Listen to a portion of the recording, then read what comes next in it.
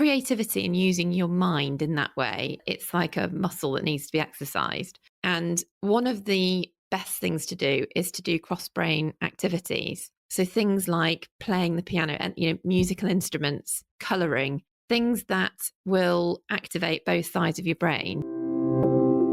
Welcome to the O for Food's Sake podcast, where we unwrap the joys and struggles of working in the food industry so you can thrive in what you do best while sustaining a rewarding and fulfilling career or business. We are your hosts, Lucy Wager, food industry consultant, and Amy Wilkinson, food industry coach. We've worked in the food industry for the last 20 years, and we're here to share with you the benefit of our hindsight. Our podcast is for you to find new ways to cope with the daily struggles, but mostly to inspire you to work on what's not working to ultimately improve your career or business long term. Hello, and welcome to this week's episode of O for Food's Sake. Today, Lucy's going to be telling us all about creativity and innovation, all the stuff that we love to talk about, but really about how you really unlock potential and kind of really think about how you make ideation really, really applicable to your business. Because I think it's one of those things that gets talked about, but what does that actually mean? And I think it's that area that you can sort of forget about almost. Yeah. And it's something that you do have to create time for. So you have to recognize why it's important. It's a bit like the thing that just came into my head then. It's like exercise in my life is the kind of thing that I can just ignore for as long as possible before I can't. And I think ideation is a similar kind of thing, because I think everybody, especially people that work in product development, recognizes the importance of it. And everybody that works in food, whenever you ask anybody, they will say, yeah, new ideas are really important. Driving innovation is really important. But the reality of actually spending the time on it can be really, really challenging, because we're all so busy and we're all fighting the day to day. And this area of product development tends to be a little bit outside of the everyday, because it's what's driving the bigger agendas, and it's difficult. Yeah, it's almost in that, we did that episode about prioritization. It sits in the important box, but not in the urgent box. Yes. So actually, a lot of the time, everything, all the day job and just getting products launched kind of takes precedent. But actually, this is really important. And if it's not done, then there's a problem further down the line. Yeah. And I've been doing some work on this recently, and I've really enjoyed it, because even me and what I do, it's not my everyday either. And it's one of those things, like everything that we talk about, when you talk about it and you start training other people on it, it reminds you how important it is. So you've been doing some training, haven't you, on around this? Yeah, I've been doing some training around it. And I've also, Rachel Orty, who is another product development consultant who we work together. Well, we didn't actually work together. We worked at M&S at the same time together. Oh, okay. But we've always admired each other, I suppose, professionally. Is that the right way of saying it? Admired? Yeah. We've looked up to each other, and we've been wanting to do something together for a while, and we've had the opportunity to do a few things together. And we have also created a sort of takeaway course that will be launching probably in the summer, to decide when to actually launch it. But yeah, so it's really exciting, and it's something that I've wanted to do since I started consulting, but I felt like it wasn't the right time to do it. But I think because of everything that we've done from a understanding people perspective, it ties in really well, because I think the one of the things that we're going to talk about is how our brains actually work. And I think we've done an episode on this before, a little bit about the neuroscience. Well, we did the one with the four. We had that. I love a quadrant, don't I? We did that one where it's like the different types of creativity. We'll look back and find out what the and we'll put the link back to it in the show notes. But that was about the fact that we all think of it as you've just got it or you've not, and it's like it's artists and chefs and this, that, and the other, and it's not necessarily like that. Yes, there's some of that is really relevant. But this isn't really a quadrant, but another 4-stage thing is it was a psychologist in the 1920s came up with this 4 stages of creativity, Mm-hmm. which I think are still really, really relevant. And so basically the 4 stages of creativity that this psychologist came up with in the 20s was basically preparation, which is absorbing information and understanding the problem. So we're all absorbing information all the time. And I think this is Yeah. a bit like we talk about keeping your innovation tank full. Yeah. Yeah. This for me is that kind of being open to seeing things and taking in information. And I think there's something as well in that really defining what the problem is, because I think a Definitely. lot of people will jump to ideas before saying what is the problem we're trying to fix. Well, and when you are actually sitting down, and ideating as a business, you absolutely need to know what it is you're trying to solve. Yeah. Because otherwise you have no guardrails, and you could just be like all over the place. And that is something that's really, really important, because to make the most of the time that you've got to ideate within a business environment, you need to know what that problem is. And that's where using insights is really important. Using any data that you've got within the business is really important. Understanding your customer is really important. And all of that feeding into the sessions that you have and having that dedicated time is really, really important. Yeah. And if I think back like 20 years ago, where we probably weren't as good at this sort of stuff, sometimes where people are like, no idea is a bad idea. Well, that's not true. Yeah. You have But to know, you also have to, be able to there's got to be some understand. sort of funnel to what you're Definitely. doing. Because Yeah. I can remember coming out of ideation sessions and having reams and reams and reams of Oh, it's stuff. overwhelming. And it's not all relevant. And No. people are like, oh, well done. We've got so many ideas. I'm like, but if only one of them is relevant, that wasn't a great idea. It's a really good point. And it's like finding ways of whittling it down. So it's kind of starting with having a defined problem and understanding how to do that. And there's sort of a whole episode within that, but understanding how to define, what it is that you're going to focus on, but then being able to let people be free, but have some structure within it. Yeah. And resources to be able to judge what should go forward.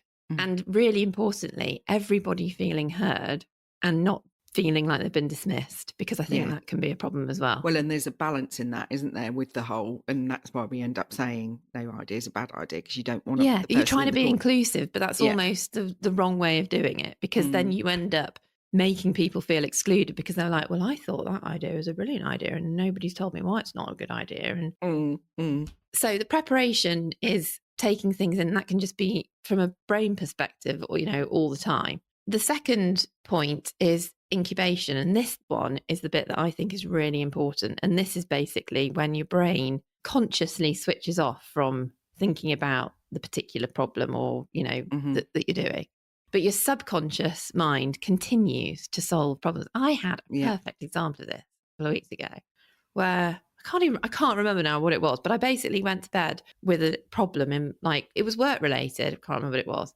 And I'd been worrying about it all day. And then I actually woke up in the morning and thought, oh my God, I've literally been dreaming about this all night. This is awful. But then later on in the day, I had this solution come into my head. And it was a prime example of this, allowing your brain the downtime and the incubation time to let it just simmer.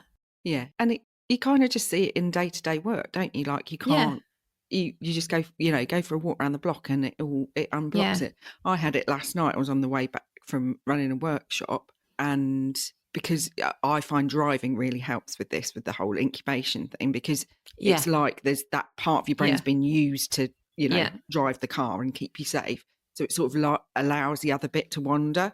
And then I find now I'm like, oh my God, I've got so many ideas, and which I use voice noting for now, because it's, a safe way of doing that when I'm driving. But it just goes to show, because when you're in it, you just don't, your brain needs that ability to go into the other network of the brain, doesn't it? Definitely. And I think this is an area that we really struggle with within the food industry, because we are so busy all the time.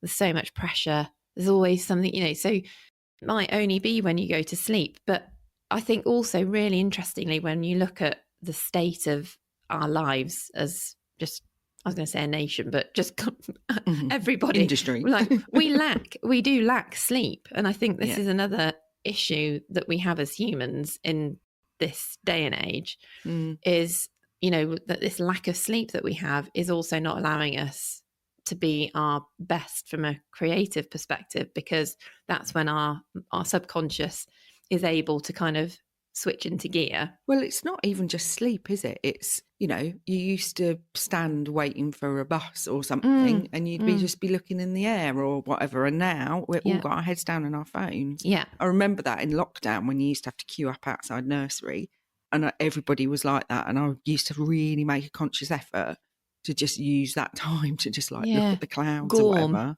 Yeah. Yeah.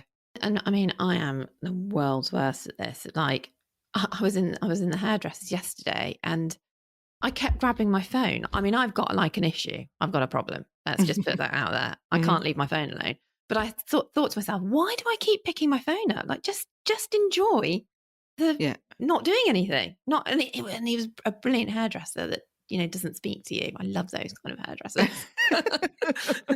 But I mean, that's a whole another episode. But you've got to read that dose book, TJ Power's dose book, because that's all about that. Yeah, I forgot to tell you that I bought it. I bought it that day. So right, we're going off at a tangent, Lucy. No, we're not. We're not going off Okay. tangent, because the next thing I was going to talk about is the importance of dopamine in creativity. Okay. Yeah. So it's really relevant because, and linked to the TJ Powers dose book, because this basically focuses on the importance of brain chemicals and actually how our modern world is really not doing us any favors. And dopamine is really important in creativity because it gives us that spark and the boost and the high. Yeah. But because we live in this kind of quick dopamine fixes, it's counterintuitive and it doesn't help us. So it's exactly that point. Yeah. Is stepping away from modern technology, allowing yourself to come down, but allowing the more natural ways of getting dopamine fixes to help you boost your creativity. So very relevant.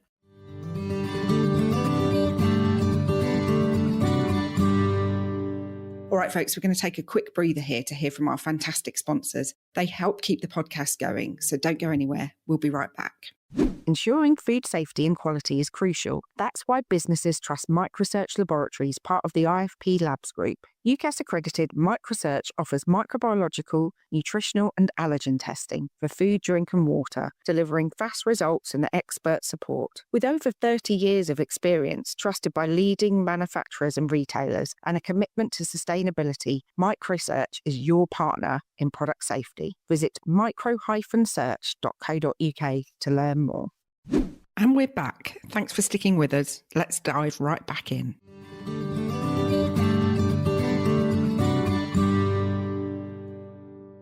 Then the third step is the illumination part. And this is the like, aha moment that, oh my God, I've solved the problem. And when people think of like all the great creatives in the world, they see their aha moments. So like Steve Jobs, Einstein, you see that like, oh, they're amazing because they came up with this amazing idea. And they often don't know where their aha moments came from, but they will have gone through these processes of nurturing and being open to ideas and that kind of thing. The fourth stage is the verification stage, and this is described as like testing. Now, this isn't is getting your aha moment and going out there and testing it in the real world. It's your brain verifying it. So kind of going, oh, wow, that's a brilliant idea. Okay, let me think about this now and rationalizing it. Yeah. So this is where these 4-step thing was created in the 1920s by the psychologist, but it's kind of been proven in modern neuroscience by watching people, scanning people's brains as they're going through creative states. But what they've discovered is actually it's not as linear. So it's not like step 1, step 2, step 3, step 4. It's kind of like you're going through the cycle all the time. And and I think that for me is the big thing about and this is what I love about it. It's almost like this, you've got to let yourself go and enjoy it. And what I've really enjoyed about creating the training course is it is really fun, and it can bring some real team building experiences into the business and, bring a bit of joy Yeah. whilst being really conscious and directional about how you're doing it. Mm-hmm. So I think that's a message that I wanted to get across to businesses, because I think it can sometimes be associated with, oh, fluffy development, it's like, oh, ideation, but Mm. it's really not that. And it should involve everybody within Yeah. the business. And there should be ways of encouraging everybody to share ideas. Yeah. But as you were saying earlier, there needs to be a way of filtering and a structure around Yeah. how ideas are processed through a business.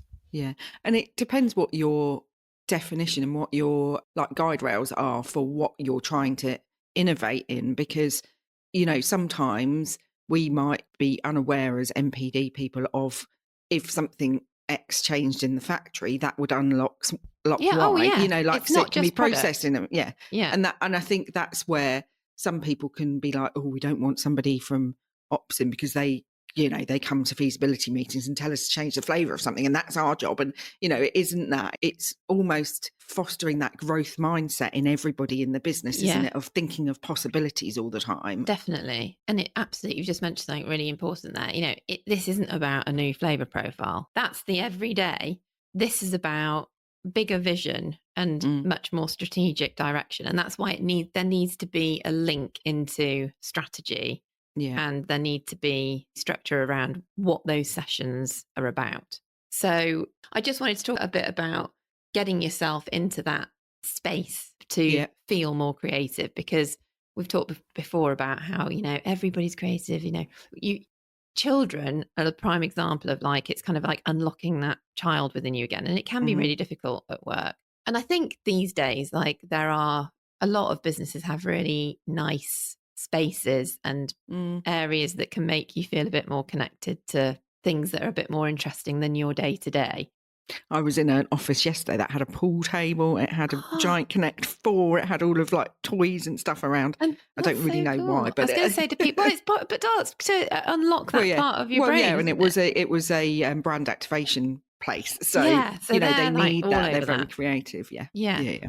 But I think it's important, and this links to a lot of what we talk about all the time about, how to get yourself into the best state, and recognizing when you're feeling a bit stagnant and, going outside, getting up and doing a bit of a dance, having a sing, Mm-hmm. meditating, doing my favorite one, which you taught me, the Yeah, the finger finger tracing, breathing. finger Yeah. breathing is a brilliant one. So, recognizing what you need to kind of put yourself into a better state of mind. But also, I mean, creativity and using your mind in that way it's like a muscle that needs to be exercised. And one of the best things to do is to do cross brain activities. So things like playing the piano and, musical instruments, coloring, things that will activate both sides of your brain, because Yeah. the connections between the two sides is really important in that being able to come up with an idea and think about it rationally and then go back, that. Yeah. So It's like working you need that the mind wandery bit, but then you need the bit that actually pulls you in. rationalizes it and does the verification part. Yeah. Yeah. So doing things like that is actually really important for you to be able to be at your best in those kind of situations. And just, highly recommend TJ Power's book to Mm-hmm. recognize the importance of dopamine and how we're not living in the best way to nourish our Mm-hmm. natural brain chemicals, because it does make you think how important it is. And it's all linked to how your brain works and really helpful in this creativity discussion. Well, let's commit to doing a book review episode on it. Yes, so that because we said we were makes going to us do that, both didn't we? finish the book, because Yes. we're very good at starting them. Yeah. It will make us finish the book. It's like a textbook as well. So that one is quite an easy one to kind of it's really well laid out, feel isn't like it? you've But read yes, it all. so we'll do an episode on that. Yeah. So in terms of practical steps for integrating ideation into your business, because a lot of places don't have a structure for ideation, I just wanted to recommend 3 things. Dedicating time for ideation, and it doesn't need to be very regular, but set some time aside within the year, which is about ideation, and involve cross-functional teams. Yeah. Because it's really important that everybody feels heard and everybody knows that this isn't just about the product team. Yeah. Because it's not. It is about the whole business. and also Mhm. outside the business. Like the more ideas that can come into your funneling, the better. And it's also just a really good way of team building as Mm. well and bringing everybody together. But make sure that you have a framework and tools that you can use to structure these sessions, because otherwise they could be wildly unhelpful. So you need to have the structure in place, which, Well, and people need to then see what the follow through is going to be, because I yeah, think what happens is when they aren't structured and you don't get great outputs, then people, particularly cross functionally, are like, well, there's no point in me going because like nothing came out of the one we did last year, kind of thing. So yeah, there needs to be a feedback loop, yeah, definitely. yeah, And I think sometimes a business can do something and it can feel like a failure because it didn't last, or, it wasn't very successful from a commercial perspective, but hmm, it might actually have been really useful for nurturing a relationship with a really important customer, or, breaking into a new market or something. But yeah, if you're not creating those feedback loops, then it can get lost. hmm, So it's really important to kind of connect the ideation with the wider business and day to yeah, day that goes on, and have that feedback. The other thing that's really important is psychological safety. yeah, And by that, I mean the permission to fail, the yeah, permission to say what you really think and not be made to feel stupid, or, yeah, you know, and like nurturing an environment that's okay. And yeah, that is not always easy. And some businesses just that won't, people will yeah, be feeling very yeah, and a lot psychologically of that. unsafe. Yeah, when we go in like for things like this with as consultants, it's hard in that, actually a lot of that psychological safety will be being built or not built outside of Yeah. the room.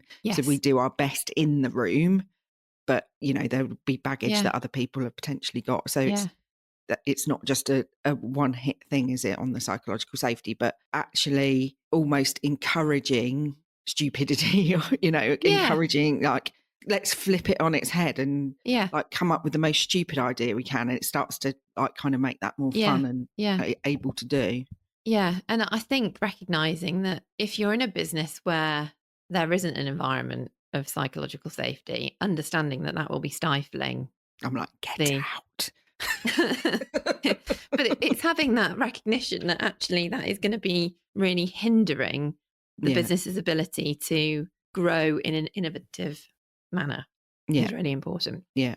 So, in terms of what you can do personally, because I also just think there's a lot of like mindfulness linked with creativity. And I know Amy Polly is really worth looking out for on Hmm. the mindfulness side of it. But it's also, I think, really good for your mental health and understanding how you can be happier at Yeah. work Yeah. and at play. So, my tips for creating that environment for yourself in your own mind is looking into growth mindset and Mm. moving away from that feeling of that, oh, well, I'm not creative, and feeling like, you are actually, and you can be. And there's, Yeah. We all are. yeah, We use that example, like people in finance might say, I'm not creative. Well, you just came up with a brilliant spreadsheet that does all of these things and the whizzy thing comes out at the end. That's yeah, exactly. creativity. Yeah. Creativity isn't just art and music. Yeah. It's, it, Yeah. it can be anywhere. And this ability to embrace new challenges and learn and relearn and pick yourself up and fail fast and have that kind of ability is really important. And then one of my favorite things that I learned in a creativity course that I went on when I was at Sainsbury's, which I must have talked about before, is this splurge writing, Oh, yeah, you have. Yeah. Yeah. where you just like get a piece of paper and just write, and you can't Yeah. stop like for 60 Yeah. seconds. You have to just get out whatever. It's a really good way of doing it. And you could do Mm. it with a voice note if you don't want to write as well. Yeah. So there's lots of Yeah. different ways of doing it. But that's also a really good, very quick, easy exercise that you can just do whenever, that kind of Mm. activates that way of thinking creatively. And I think there's a few snippets here today that we've talked about where I think it would be useful if we put in the show notes, we put links to other episodes, because Yeah. there's lots of things that we've talked about in the past that all sort of culminate in what we're talking about today in Mm, terms of ideation. they do, definitely. Mm. So we have had lots of episodes actually that touch on little pieces of this, haven't we? And I think that's Yeah. why I was excited to do this episode, because it's kind of bringing it all together and really showing how if you want this to work in your business, you need the framework and the structure around it. And Yeah. the understanding of how to get the best out of the people that you've got in the room when you're doing it and making the most of that time to get the best outputs. So, yes, if you would like any help with ideation structures or workshops, then please get in touch, because I would love to do more. Yeah, and I'm sure there's lots of people listening that are like, yes, absolutely. So get in touch with Lucy on LinkedIn. I think that's been a great episode. Thank you, Lucy. Thanks. And we'll see everyone next time. See you next time. Thanks for tuning in. If you enjoyed today's episode, please share it, rate and review us. It really helps us reach more food industry pros like you. For more resources, head over to our website, overfoodsake.co.uk, and join our mailing list to stay in touch. And if you'd like to connect with us, come say hello on LinkedIn. We're both there, Lucy Wager and Amy Wilkinson. Thanks for listening, and we'll see you next time. See you next time.